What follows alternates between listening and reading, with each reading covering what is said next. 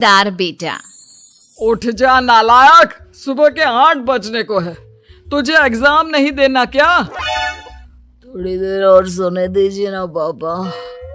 तू उठता या फिर मैं तेरे ऊपर पानी फेंकूं? रोज गधों की तरह सोता रहता है। पेपर की कोई टेंशन ही नहीं है। और एक हमारा समय था जब हम पेपर में फेल होने के डर से रात भर पढ़ा करते थे, सो ही नहीं पाते थे।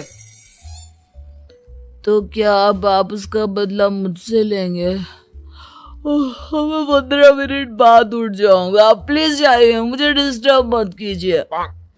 इतना कहकर रौनक रजाई ढककर फिर से सो जाता है। तू वैसे नहीं मानेगा, रुक मैं अभी पानी लेकर आता हूँ। बस फिर क्या था, इतना कहकर वो भागते हुए बाथरूम में जाते हैं और पानी की एक बड़ी सी बाल्टी लाकर रौनक के ऊपर फेंक देते हैं। पानी पड़ते ही रौनक झट से उठ जाता है। ये आपने क्या किया पापा? अब तू उठेगा नहीं तो यही करना पड़ेगा ना। वैसे थैंक्स डैड, आपके कारण ना अब मुझे नहाने की भी जरूरत नहीं पड़ेगी। चलिए अब आप माँ से बोलकर मेरे कपड़े निकलवा दीजिए, तब तक मैं ब्रश कर लेता हूँ। वैसे कल ना आप एक काम और करना, नहलाने के साथ साथ मुझे ब्रश भी करवा देना। ये ब्रश करने में ना मुझे बहुत आलस आता है। रौनक की बातों से अरविंद का मुंह खुला का खुला रह जाता है। वो अपनी पत्नी कमला के पास जाता है और रौनक की हरकतों के बारे में बताता है, जिसे सुन उसकी पत्नी हंसने लगती है। तुम अपने बेटे को समझाने के बजाय हंस रही हो। रौनक बच्चा है, धीरे धीरे सुधर जाएगा, अब क्यों उसके पीछे पड़े रहते हो? अभी नहीं सुधरेगा तो कब सुधरेगा? 10वीं क्लास में है रौनक, वो अब कोई बच्चा नहीं रहा। अरविंद की इतना बोलते ही वहां रौनक भी आ जाता है। क्या डैड, मैंने आपको एक काम दिया था, वो भी नहीं हुआ आपसे। अरे क्या हुआ बेटा? माँ, मैंने डैड से बोला था कि वो आपको बोलकर मेरे स्कूल की यूनिफॉर्म निकाल दे, लेकिन मेरे पीछे पड़ने के अलावा इनसे एक काम ढंग से नहीं होता। देख रही हो कमला, देख रही हो अपने लाडले को? अरे आप चुप रहिए जी। चलो बेटा, मैं तुम्हें कपड़े निकाल कर दे देती हूँ बस। ऐसे ही साल पर साल बीतते जाते हैं, लेकिन रौनक के रवैये में कोई बदलाव नहीं आता। वो पहले से भी ज्यादा आलसी और पूरी तरह अपने माता पिता पर निर्भर हो जाता है। 2 साल बाद पता नहीं कहाँ गायब रहता है पूरे दिन। अब तक तो आ जाना चाहिए था। अरे आप इतनी फिक्र क्यों कर रहे हैं उसकी? दोस्तों के साथ खेल रहा होगा, आ जाएगा अभी। ये कोई टाइम है खेलने का? 10 बजने वाले हैं, इतनी रात में कौन खेलता है? कमला कुछ कहती उससे पहले ही रौनक वहां आ जाता है। मम्मी जल्दी से खाना लगा दो, बहुत भूख लग रही है। तुम्हें तब तक खाना नहीं मिलेगा जब तक तुम बता नहीं देते कि इतनी रात गए कहां से आ रहे हो। ओ प्लीज डैड, अब आप एसी पे प्रद्युमन बनकर मेरे सर पर बंदूक लेकर मत बैठ जाना। अपनी फालतू की बकवास बंद कर और बता कहां से आ रहा है। माँ अब समझाइए ना डैड को। बता देना बेटा, इनको भी तसल्ली हो जाएगी। आप बोल रही हैं तो बता देता हूँ। मैं दोस्तों के साथ मूवी देखने गया था, इसलिए देर हो गई। तू इन सब चीजों में मेरे पैसे उड़ाता है? कभी 1 रुपया कमाने के बारे में सोचा है तूने? जब देखो हवा की तरह पैसे उड़ाता रहता है। माँ अब आप इन्हें चुप करा दीजिए, वरना ना मुझे गुस्सा आ जाएगा। अच्छा क्या कर लेगा? बता ना, क्या कर लेगा तू? वैसे बात तो ठीक ही है, मैं कर ही क्या सकता हूँ। पैसे तो फिर भी मैं आपसे ही मांगूंगा ना। चलिए अब ये सब बात छोड़िए और मम्मी मेरे लिए खाना लगा दीजिए। अभी लगा देती हूँ बेटा। मैं बता रहा हूँ कमला, एक दिन ये ऐसे ही बिगड़ जाएगा। ओफो, आप क्यों इतना पीछे पड़े रहते हो मेरे बच्चे के? बात की बाद में देखेंगे, अभी आप शांति से उसे खाना खाने देंगे? अगले दिन। डैडी, मुझे 10,000 रुपए चाहिए। हाँ? अब इतने पैसे क्यों चाहिए तुझे? डैड, आप बिना सवाल किए कभी पैसे नहीं दे सकते क्या? जब तक तू बताएगा नहीं तुझे पैसे भी नहीं मिलेंगे। अरे, अब आप अपने बेटे को पैसे भी नहीं दे सकते? नालायक, तेरी उम्र के लोग नौकरी करते हैं और एक तू है जो नौकरी करने का नाम ही नहीं लेता कभी। आप लोगों के होते हुए भला मैं नौकरी क्यों करूं? अरे हम कब तक पैसे देंगे तुझे? तुझे भी तो अपने पैरों पर खड़ा होना होगा ना। कौन सा उधार के पैरों पर खड़ा हूं? अपने ही तो पैरों पर खड़ा हूं मैं। इसी तरह रौनक दिन प्रतिदिन लापरवाह होता जाता है। उसकी लापरवाही को देखते हुए अरविंद और कमला अपने बेटे की शादी कराने का फैसला लेते हैं और 1 महीने के अंदर अंदर ही रौनक की शादी मेघा नाम की लड़की से करा देते हैं। शादी के कुछ दिन बाद, रौनक, मुझे एक अच्छी सी साड़ी चाहिए, आप ला दोगे ना? हाँ, क्यों नहीं। कितने तक की आती है साड़ी? यही करीब 5,000 तक की। तुम चिंता मत करो, मैं आज ही डैडी से पैसे मांगकर तुम्हारे लिए साड़ी ले आऊंगा। आप कब तक ऐसे ही अपने पापा से पैसे मांगते रहेंगी? कोई अच्छी सी नौकरी क्यों नहीं कर लेते आप? अरे डैड के होते हुए मुझे नौकरी करने की जरूरत ही क्या है? पर आप ऐसे कब तक उनसे पैसे मांगते रहेंगे?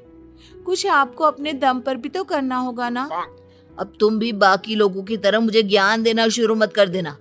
साड़ी चाहिए ना तुम्हें, मिल जाएगी बस। इतना कहकर रौनक अपने पिता से पैसे मांगने चला जाता है। डैडी, मुझे 5,000 रुपया चाहिए। अब 5,000 क्यों चाहिए तुझे? वो मेघा को साड़ी चाहिए थी। अरविंद आगे बिना कुछ कहे चुपचाप उसे पैसे निकाल कर दे देता है। कुछ दिन बाद, तुम्हें नहीं लगता कमला, रौनक हम पर पहले से भी ज्यादा डिपेंड हो गया है? मुझे तो अब उसके भविष्य की चिंता होने लगी है। कल को हमें कुछ हो गया तो वो क्या करेगा?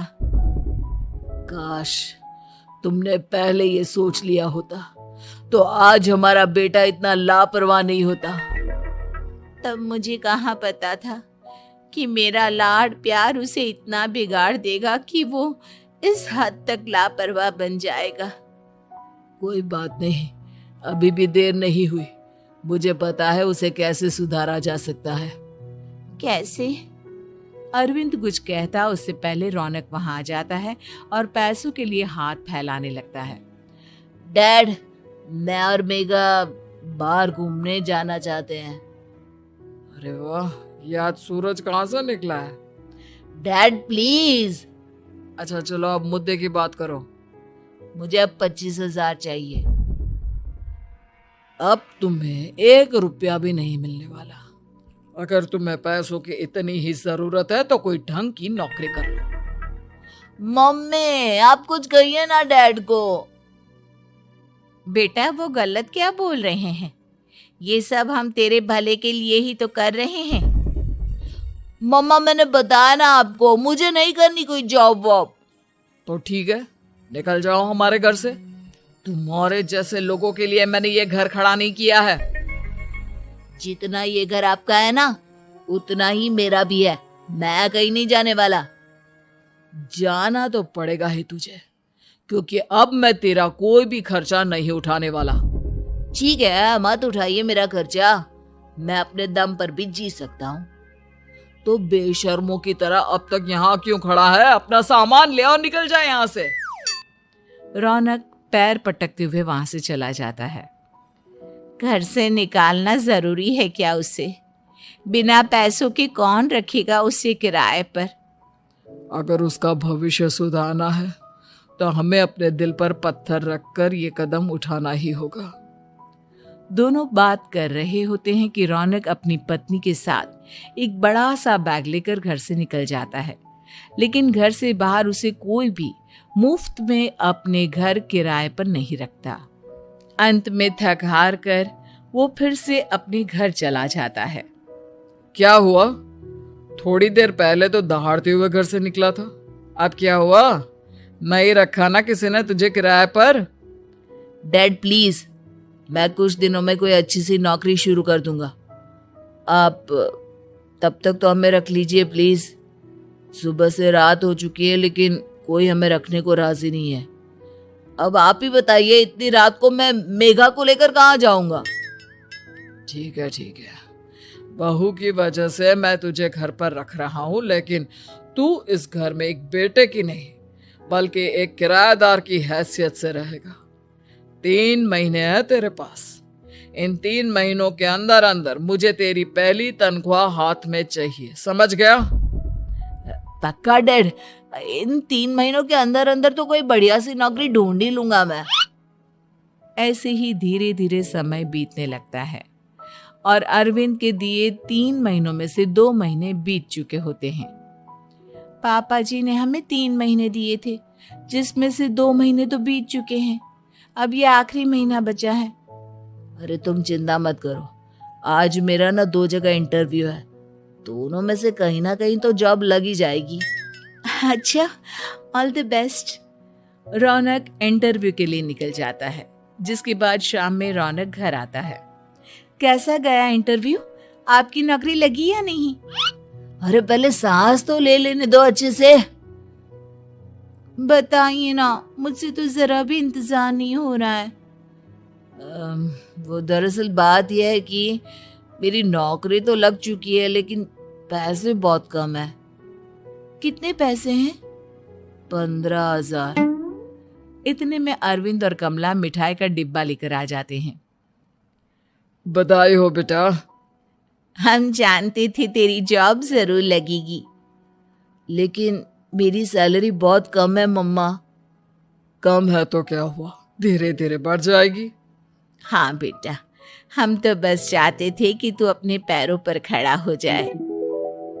मतलब अब आप मुझे घर से नहीं निकालेंगे? नहीं, ये सब हमने तुझे जिम्मेदार इंसान बनाने के लिए किया था। थैंक यू मम्मी पापा, अगर आप दोनों ऐसा नहीं करते तो मुझे कभी अपनी जिम्मेदारियों का एहसास तक नहीं होता। आज आपने मुझे सिखा दिया कि इंसान का अपने पैरों पर खड़ा होना भी जरूरी होता है। इतना कहकर रौनक झट से अपने माता पिता के गले लग जाता है और अपनी कमाई की पहली तनख्वाह वो अपने माता पिता के हाथ में सौंपता है।